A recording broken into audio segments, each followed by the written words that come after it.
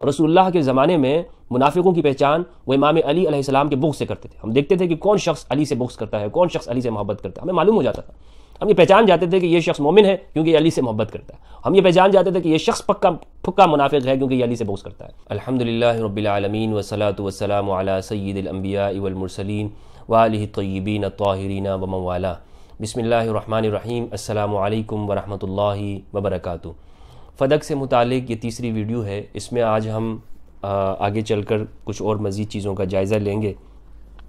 مثلا جو پچھلی ویڈیو میں نے یہ گفتگو کی تھی کہ فدق سیدۃ النساء اہل الجنہ فاطمۃ الزہراء سلام اللہ علیہا ان کا حق تھا، اور اس حوالے سے ہم نے اپنے دلائل پیش کیے تھے. اور پھر اگلی ویڈیو میں ہم نے یہ بات کی تھی کہ جو اس پر جو سوالات ہوئے تھے، یعنی سیدہ اپنے حق کا مطالبہ کرنے گئی تھیں یا نہیں ہیں، وہ صحیح بخاری سے ہم نے اس پر بھی ہم نے دلائل پیش کیے.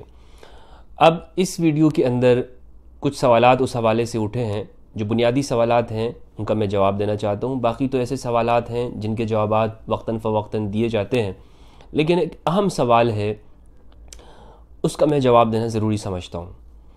یعنی یہ سوال کیا جاتا ہے فدق سے متعلق کہ سیدۃ النساء اہل الجنہ فاطمۃ الزہراء سلام اللہ علیہا ان کو فدق کا مال نہیں دیا گیا جیسا کہ بخاری میں موجود ہے، وراثت میں سے حق نہیں دیا گیا جیسا کہ صحیح بخاری میں موجود ہے. تو جب امام علی علیہ السلام خلافت پر متمکن ہوتے ہیں، امام علی کا دور آتا ہے، تو اگر امام علی واقعی اس بات کو حق سمجھتے، یعنی وہ سیدہ کا حق ہی سمجھتے اور وہ پچھلے فیصلے پر راضی نہیں تھے، تو پھر انہوں نے ایسا کیوں نہیں کیا کہ اس مال کو، اس فدق کی جو زمین ہے اسے اپنے کنٹرول میں لے لیتے اور وہ حق اہل البیت علیہ السلام کو دلوا دیتے. امام علی نے پچھلے فیصلے کو برقرار رکھا، نہیں لیا، تو اس کا مطلب یہ کہ پچھلے فیصلے کو برقرار رکھا ہے اور آپ اس پہ راضی تھے. لہٰذا اس سے جو چیز اگلی ثابت کی جاتی ہے وہ یہ ہے کہ سیدہ علیہ السلام طاہرہ مطہرہ مریم اسلام صدیقہ بنت صدیق زوجہ صدیق الاکبر امام علی علیہ السلام، ان کا جو فیصلہ تھا وہ معاذ اللہ وہ خطا پر مبنی تھا اور وغیرہ وغیرہ. تو یہ ثابت کرنے کی کوشش کی جاتی ہے. تو میں اس کا جواب یہ دینا ضروری سمجھتا ہوں. اس کا جواب یہ ہے کہ پہلا جواب جو اس کا جو دیا جاتا ہے عام طور پر کہ امام علی علیہ السلام اگر اس طرح کر لیتے تو لوگ یہی کہتے کہ دیکھیں سارا جو خلافت کے لیے خلافت پہ آنے کا مقصد ہی یہی ہے، یا آتے ہی سب سے پہلا یہی فیصلہ کر لیا کہ جناب جو مال نہیں دیا گیا اس مال کو اپنے حق میں لے لیا، اپنے قبضے میں لے لیا. تو یہ سوال لوگ کرنا شروع کر دیتے، اور چونکہ یہ سوال، یہ جو جواب ہے یہ بھی ویلڈ ہے. وہ اس طور پر کہ آپ دیکھتے ہیں کہ امام علی علیہ السلام جب خلیفہ ہوتے ہیں تو یعنی اہل سنت کے عقیدے کے مطابق چوتھے خلیفہ جب خلافت کا اعلان کرتے ہیں اور لوگ بیعت کر لیتے ہیں، تو کس طرح سے ادھر ادھر سے شورشیں شروع ہو جاتی ہیں. وہاں سے طلقاء شام سے شروع اٹھ جاتے ہیں اور جمل کے لوگ بھی تیار ہوتے ہیں، کچھ لوگ بیعت بھی توڑ لیتے ہیں.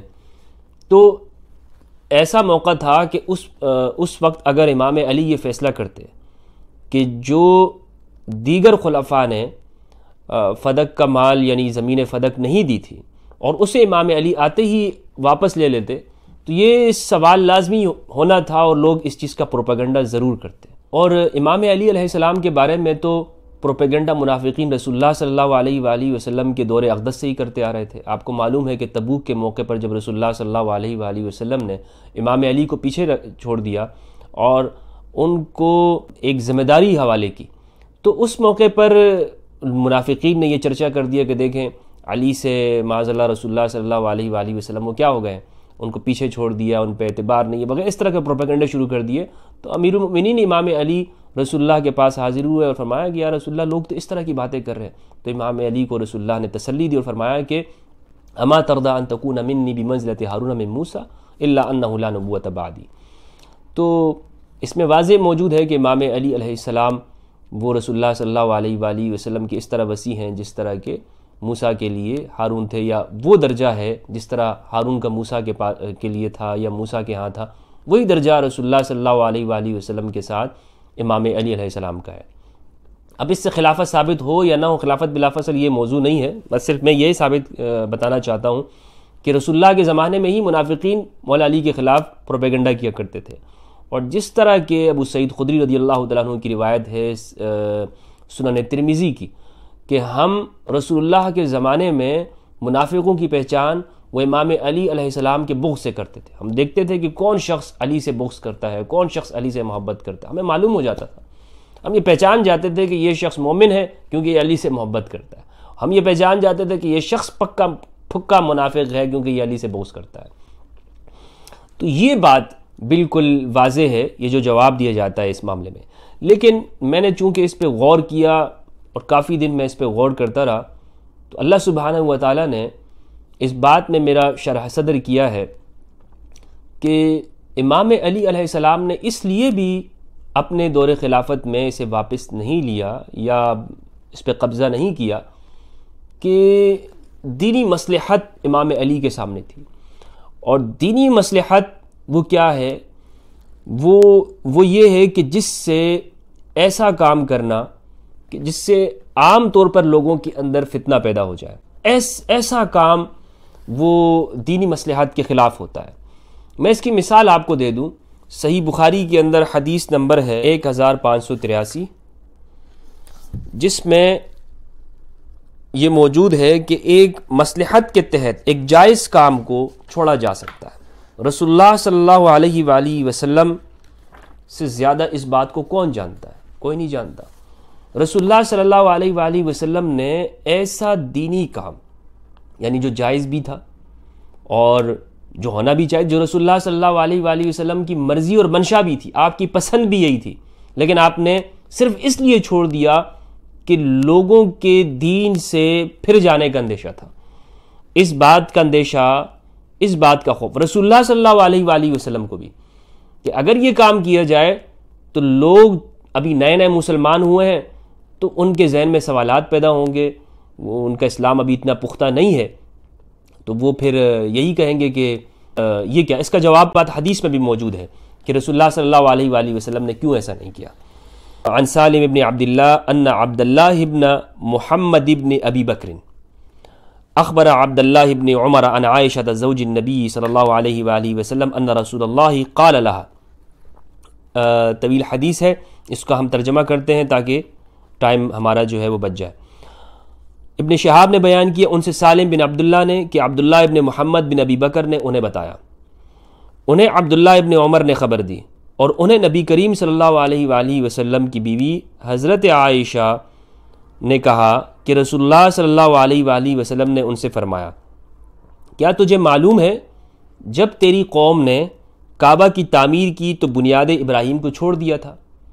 کعبہ کی جو تعمیر کی ہے نا، وہ مشرکین نے کعبہ کی تعمیر کی تھی پہلی مرتبہ رسول اللہ صلی اللہ علیہ وآلہ وسلم کی حیات میں۔ اس وقت رسول اللہ کی عمر 35 سال تھی، حیات طیبہ، اور یہ صحیح بخاری میں موجود ہے باب بنیان الکعبہ کے اندر، وہ واقعہ آپ پڑھ سکتے ہیں۔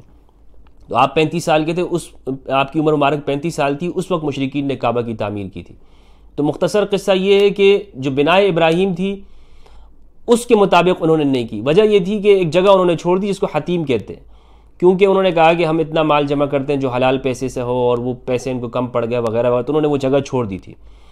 تو یہ بات رسول اللہ صلی اللہ علیہ وآلہ وسلم نے ام المومنین عائشہ سے بتایا، ان کو فرمایا کیا آپ کو معلوم ہے کہ جب تیری قوم نے کعبہ کی تعمیر کی تو بنیاد ابراہیم کو چھوڑ دیا تھا؟ میں نے عرض کیا یا رسول اللہ، پھر آپ بنیاد ابراہیم پر اس کو کیوں نہیں بنا دیتے، اسی پر اسے بنا دیجئے نا۔ آپ نے فرمایا کہ اگر تمہاری قوم کا زمانہ کفر سے بالکل نزدیک نہ ہوتا تو میں بے شک ایسا کر دیتا۔ عربی عبارت ہے لولا حدثان قومک بالکفر لفعلت، اگر مجھے اس بات کا یعنی تمہاری قوم کا زمانہ کفر سے بالکل نزدیک نہ ہوتا تو میں ایسا کرتا۔ یعنی رسول اللہ صلی اللہ علیہ وآلہ وسلم نے وہ کام نہیں کیا، آپ کی مرضی تھی، آپ کرنا چاہتے تھے، مگر آپ یہ دیکھ رہے تھے کہ ابھی جو لوگ ہیں وہ نئے نئے مسلمان ہوئے ہیں، اور غالباً یہ چونکہ مکہ کی بات تو ہے نا، یہ مدینہ کی بات ہے جب آپ صلی اللہ علیہ وآلہ وسلم نے یہ ارشاد فرمایا۔ تو لیکن اتنا عرصہ گزرنے کے باوجود بھی آپ صلی اللہ علیہ وآلہ وسلم یہ دیکھ رہے ہیں کہ لوگ ابھی نئے نئے مسلمان ہوئے ہیں، ان کے لیے اتنے برسوں بھی یہ کافی نہیں ہے، کیونکہ وہ جو پرانی جو چیز ہوتی ہے قومیت اور قبائلیت اور عصبیت، وہ اتنی جلدی لوگوں سے نکلتی نہیں ہے۔ تو آپ نے فرمایا کہ یہ چیز ہے کہ یہ ابھی نئے نئے کفر سے اسلام میں آئے ہیں۔ اگر میں اس طرح سے کروں گا تو یہ تو کہیں گے کہ دیکھیں ہم تو کہتے تھے نا کہ یہ محمد بن عبداللہ صلی اللہ علیہ وآلہ وسلم یہ تو ابراہیم علیہ السلام کے دین پہ نہیں، ان کے مخالف ہیں، تو لوگ پھر یہ بات کرتے۔ تو آپ نے کیا کر دیا؟ رسول اللہ نے اس کام کو ہی چھوڑ دیا، آپ نے اس کام کو نہیں کیا۔ تو اس سے کیا معلوم ہوا؟ اس سے معلوم یہ ہوا کہ ایک دینی مصلحت کے تحت ایسا کام کرنا کہ جس سے عام لوگوں کے دین کے بارے میں بدگمان ہونے کا اندیشہ ہو، تو اس بہتر اور جائز کام کو بھی کیا کر دیا جاتا ہے؟ وہ چھوڑ دیا جاتا ہے، وہ چھوڑ تو امام علی علیہ السلام کو معلوم ہے کہ یہ ہمارا حق ہے، اور آپ کے سامنے وہ سارے دلائل موجود ہیں۔ خود امام علی علیہ السلام اس کا مطالبہ کرنے گئے تھے، اور سیدہ علیہ السلام نے بھی امام علی کو بھیجا تھا، تو امام علی خود بھی اس چیز کا مطالبہ کرتے تھے۔ تو یہ کیسے ہو سکتا ہے کہ امام ایک زمانے کے اندر مطالبہ بھی کرتے ہوں اور پھر جب اپنے زمانے میں سب کچھ سامنے ہو، قدرت بھی ہو، اور پھر اسے قبضے میں نہ لیں؟ تو سوال بنتا ہے، یا تو آپ یہ کہیے کہ امام علی علیہ السلام نعوذ باللہ وہ ان چیزوں سے واقف نہیں تھے، وہ فیصلہ کرنے کی وہ نہیں سمجھتے تھے، کہ یعنی ان کا جو پرانا فیصلہ تھا ان سے انہوں نے شاید رجوع کر لیا۔ امام علی کوئی فقیہ یا کوئی مفتی اس طرح کہ آپ انہیں نہ سمجھے کہ گویا کہ انہوں نے پہلے مطالبہ کیا، یہ تو روایتوں میں موجود ہے کہ امام علی نے مطالبہ کیا، تو پھر اپنے زمانے میں کیوں پیچھے ہٹ گئے، یعنی کیوں قبضہ نہیں کیا؟ تو کیا شاید آپ یہ سمجھ رہے ہیں کہ انہوں نے اپنے پہلے قول سے رجوع کر لیا؟ آپ کوئی مفتی سمجھ رہے ہیں ان کو، یا فقیہ کی طرح ان کو لے رہے ہیں؟ ایسے نہ لیں ان کو امام کی حیثیت سے آپ سمجھیں۔ آپ انہیں جس طرح آپ دیگر صحابہ کے فقاہت کے قائل ہیں نا، تو امام علی علیہ السلام کی قضاء کے قائل تو حضرت عمر رضی اللہ تعالیٰ عنہ بھی تھے۔ حضرت عمر فرماتے ہیں کہ اقدانا علی، ہم میں سب سے زیادہ فیصلہ کرنے والا اور بہتر فیصلہ کرنے والا وہ کون ہے؟ وہ مولا علی علیہ السلام ہے۔ یہ کن کا فتویٰ ہے، کن کا قول ہے؟ ابی بن کعب سے کہا تھا، صحیح بخاری کی روایت ہے، حضرت عمر نے فرمایا کہ ہم جو اللہ کے اس قول کی وجہ سے ما ننسخ من آیۃ او ننسھا، اس کی وجہ سے ہم آپ کا ابی بن کعب سے کہا کہ تمہاری بات جو ہے نا وہ نہیں لے سکتے، کہ ہم تمہاری بات کو لیں اور اللہ کے اس کلام کو چھوڑ دیں، اور پھر ہمارے درمیان میں جو فیصلہ کرنے والا ہے وہ کون ہے؟ کوئی معمولی شخص نہیں ہے۔ اقدانا علی، تم قاری ہو، قرآن اچھا پڑھتے ہو، ابی بن کعب سے کہا، لیکن تم سے زیادہ اچھا فیصلہ یعنی فیصلہ کرنے والا بڑا قاضی، ہم سب میں قاضی وہ کون ہے؟ علی ہے۔ تو یہ کیسے توقع کی جا سکتی ہے؟ اور آپ لوگ، میں اہل سنت سے یہ سوال کرتا ہوں کہ آپ یہ کیسے توقع کر لیتے ہیں مولا علی سے، کہ ایک آپ یہ کہتے بھی ہیں کہ سیدہ کے دور میں، سیدہ کی حیات طیبہ میں حضرت ابوبکر رضی اللہ عنہ کے سامنے یا حضرت عمر کے زمانے میں حضرت عمر کے سامنے امام علی نے مطالبہ بھی کیا تھا، اس کو طلب بھی کیا تھا، اور پھر اپنے زمانے میں انہوں نے یہ کام نہیں کیا۔ کیا سمجھتے ہو آپ اس بات کو؟ اب شاید یہ سمجھتے ہیں کہ انہوں نے رجوع کر لیا تھا اپنے پہلے فیصلے سے، تبھی آپ اس بات کو دلیل کے طور پہ پیش کرتے ہیں نا، کہ جی دیکھیں اگر یہ اپنے بات میں درست ہوتے تو اپنے زمانے میں، یعنی اگر ان لوگوں کی بات درست ہوتی کہ واقعی وہ ان کا مطالبہ تھا اور وہ جائز مطالبہ تھا، تو پھر اپنے زمانے میں قدرت ہونے کے باوجود قبضہ کیوں نہیں کیا؟ تو میں نے آپ کو بتا دیا، آپ اتنے کوئی فقیہ اور مولوی یا مفتی اس درجے میں امام علی کو نہ لیں۔ امام علی نے کسی مصلحت کی بنیاد پر ایسا نہیں کیا، اور وہ مصلحت میں نے آپ کو بتا دی اور اس کے جوابات دیے جا چکے ہیں، الحمدللہ علی ذالک۔ دوسرا ایک سوال یہ کیا جاتا ہے، ابو داؤد کی ایک روایت ہے، اچھا یہ جو روایت ہے اس کے نمبر میں آپ کو مزید بتا دوں جو میں نے آپ کے سامنے پڑھی ہے، 1583، 1584، 1585، صحیح بخاری کی 1586، 3368، 4484 اور 7243 پر یہ روایت موجود ہے، صحیح بخاری کے اندر آپ دیکھ سکتے ہیں، یہ کعبہ سے متعلق جو ہے۔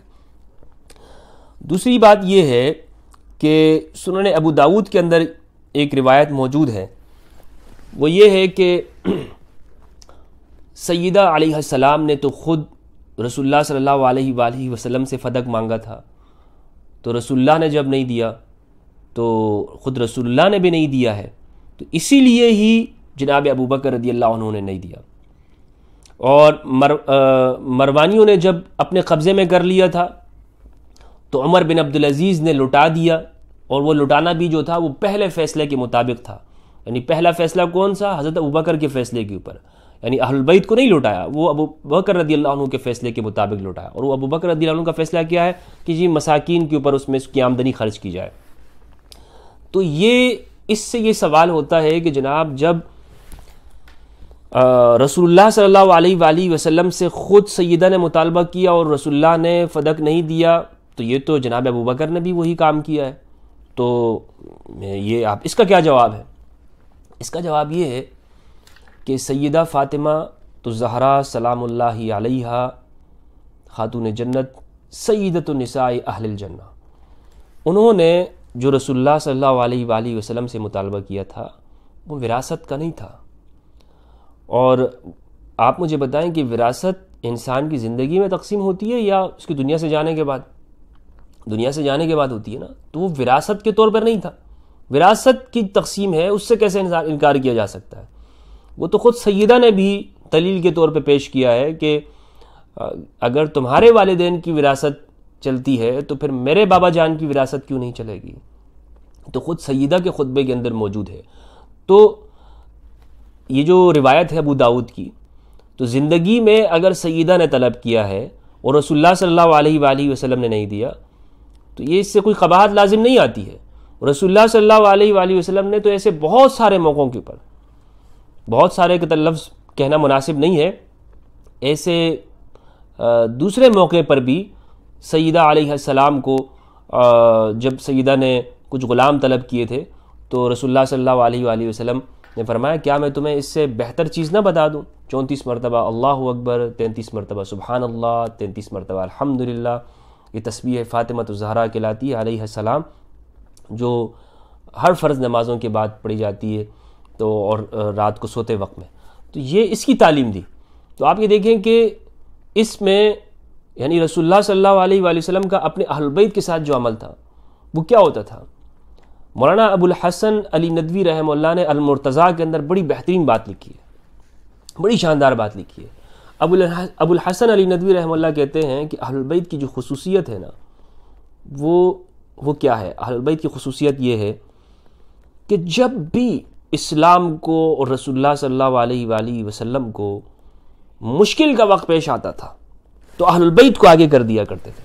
علی آپ جائیں، حمزہ آپ جائیں، آپ آگے نکلیں، ان دشمنوں سے مقابلہ کریں، خندق ہو، بدر ہو، احد ہو، کوئی بھی موقع ہو. رسول اللہ صلی اللہ علیہ وآلہ وسلم کن کو آگے کرتے تھے؟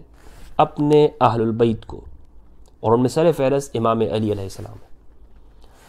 اور دوسری خصوصیت اہل البیت علیہ السلام کی یہ ہے کہ جب بھی فائدہ لینے کی باری آتی تھی، اسلام کو کوئی نفع مل رہا ہو، اہل البیت کی طرف کوئی مال آ رہا ہو، کوئی فائدہ آ رہا ہو، تو اہل البیت کو دور کر لیا کرتے تھے اور دیگر لوگوں کو دیتے تھے.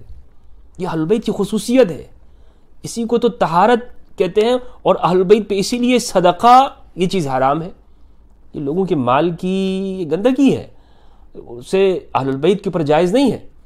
تو رسول اللہ صلی اللہ علیہ وآلہ وسلم نے یہ اہل البیت کی خصوصیت قرار دی ہے کہ اسلام پہ مشکلات کے وقت میں اہل البیت کو آگے کر دیا اور جب فوائد کے موقع آیا تو ان کو پیچھے کر دیا. اس سے ان کی تربیت اور ان کا مقام بتلانا مقصد تھا.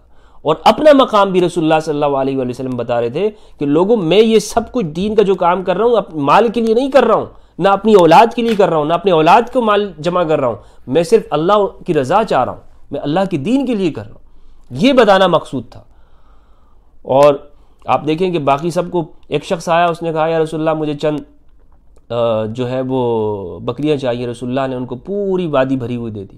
کوئی شخص بھی آتا تھا رسول اللہ ان کے لیے نہ نہیں کرتے تھے. آپ کی زبان پر لا تھا ہی نہیں تو اپنی اولاد کے لیے کیسے لا ہو سکتا ہے کہ اگر اولاد کوئی چیز طلب کرے؟ لیکن ان اولاد کو دنیا کو بتانا یہ مقصد تھا کہ میں یہ دین کا کام اپنی اولاد کی، ان کے لیے مال و دولت جمع کرنے کے لیے نہیں کر رہا ہوں. تو یہ وراثت، جبکہ وراثت جو ہے وہ تو ایک شرعی حق ہے اور اس کی لازمی بات ہے جس طرح دیگر انبیاء کرام کی ہوئی. خود رسول اللہ صلی اللہ علیہ وآلہ وسلم نے اپنی وراثت لی اپنے والدین سے لی ہے، جو شیب ابی طالب کی جگہ ہے. عبد المطلب سے جناب ابو طالب کو ملی. جناب ابو طالب خود آپ نے اپنے والد گرامی سے جو ہے وراثت کو لیا ہے. تو اسی طرح جب یعنی نبی صلی اللہ علیہ وآلہ وسلم نے خود دیا تو اپنی بیٹی کے لیے تو اس چیز کو منع نہیں کیا. زندگی میں رہ گئی جو بات، زندگی میں انسان اپنی اولاد کو بہت ساری چیزیں دیتا بھی اور بہت ساری چیزیں منع بھی کرتا ہے.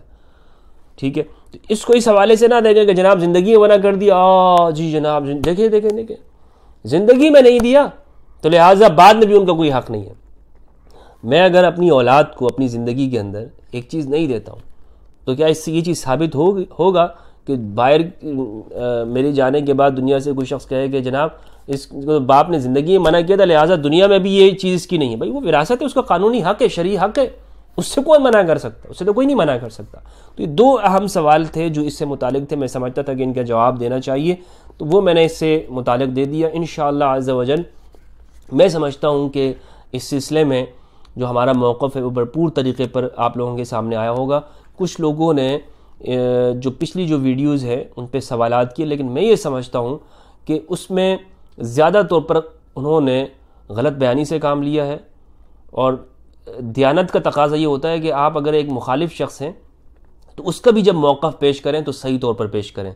اس کے موقف کے غلط طور پر پیش کر کے پھر اپنی طرف سے خوابوں کے اندر جواب دیتے رہنا، یہ جو طریقہ ہوتا ہے یہ علمی خیانت کہلاتا ہے، اور یہی کام انہوں نے کیا ہے. اور جو مثلا اس چیز کو میں ایک بحث در بحث اور ادھر سے گفتگو یہ میرا مزاج بھی نہیں ہے اور اس کو میں پسند بھی نہیں کرتا ہوں. میرا ایک موقف ہے، اس کو میں نے پیش کر دیا. اگر آپ یہ سمجھتے ہیں کہ یہ آپ کے لیے غلط ہے تو جناب ٹھیک ہے، آپ نہ مانیں، آپ اپنی اسی کے اوپر قائم رہیں. میں نے جو چیز قرآن و حدیث سے سمجھا ہے وہ میں اس کو بیان کروں گا. دوسرا ایک مولوی صاحب نے، میں نے اس ویڈیو میں یہ کہا تھا کہ اگر میں یہ درست کہوں تو یہ اللہ سبحانہ و تعالیٰ کی طرف سے ہے، اللہ کی توفیق ہے، اور اگر میں اس میں غلط ہوں تو یہ شیطان کی طرف سے اور میرے نفس کی طرف سے. تو مولوی صاحب نے اس میں یہ کہا ہے کہ جناب یہ دیکھیں نہیں، یہ شیطان کی طرف سے ہے. یعنی وہ یہ کہنا چاہ رہے ہیں کہ یہ جو الفاظ ہیں میرے، یہ جو گفتگو میں کر رہا ہوں یہ سب شیطانی گفتگو ہے. حالانکہ یہ جو کلمات ہیں جو میں نے اس ویڈیو کے اندر آخر میں کہے تھے، اگر میں درست کہوں تو اللہ کی طرف سے، اور اگر غلط ہوں اس بارے میں تو یہ میرے نفس کی طرف سے یا شیطان کی طرف سے. یہ الفاظ اپنے خطبے میں جناب ابو بکر رضی اللہ عنہ بھی بولا کرتے تھے. خود حضرت عبداللہ ابن مسعود رضی اللہ تعالیٰ عنہ اسی جملے کو کہا کرتے تھے. السابقون الاولون ہے، عظیم صحابی رسول ہے، عظیم صحابی رسول عبداللہ ابن مسعود. وہ یہ کہہ رہے ہیں کہ اگر اس مسئلے میں درست ہوں تو اللہ کی طرف سے، اور اگر خطا پہ ہوں تو شیطان کی طرف سے. کیونکہ وہ صحابہ کرام ہیں، وہ جانتے ہیں کہ جناب یہ شر اور یہ شیطان کی طرف سے ہوتا ہے. ایسا نہیں کہ سب جو ہے نا وہ اللہ سبحانہ و تعالیٰ کی جو ہے نا وہ کے حوالے کر دیں کہ جناب برائی بھی وہ دیتا ہے اور خیر بھی وہی دیتا ہے. تو عبداللہ ابن مسعود خیر کے کاموں کو اللہ کی طرف منسوب کیا اور شر کے کام کو اپنی جانب یا شیطان کی جانب منسوب کیا. مولوی صاحب اس کے اوپر بھی استہزاء کر رہے ہیں اور ہنس رہے ہیں اور اپنا علمی مرتبہ بیان کر رہے ہیں. اللہ سبحانہ و تعالیٰ سے دعا ہے کہ پروردگار ہمیں اہل البیت علیہم السلام کی معرفت عطا فرمائے. والسلام علیکم ورحمۃ اللہ وبرکاتہ.